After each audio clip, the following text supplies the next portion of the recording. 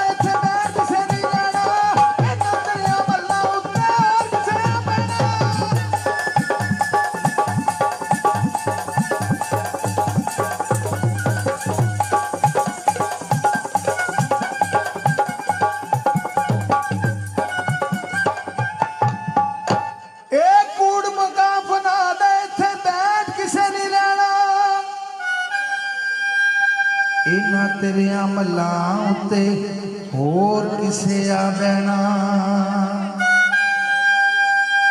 ओ मैनू सभे पीड़ां ने मंदियां आलमा एक बुरी भाइयां दी पीड़ ओ कदी पुत्र मोए नहीं भुलदे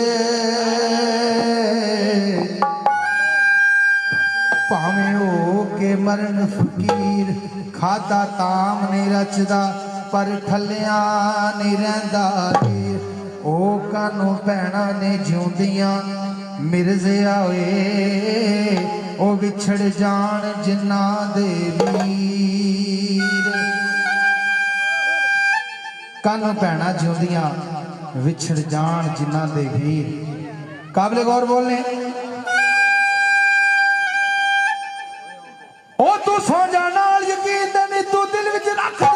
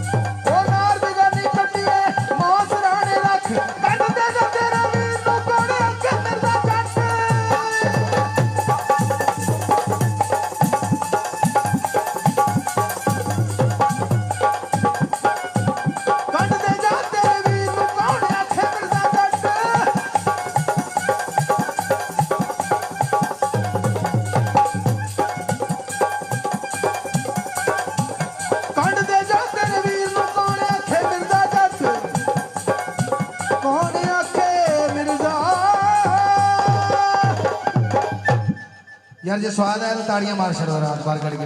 बहुत शुक्रिया बैठो कर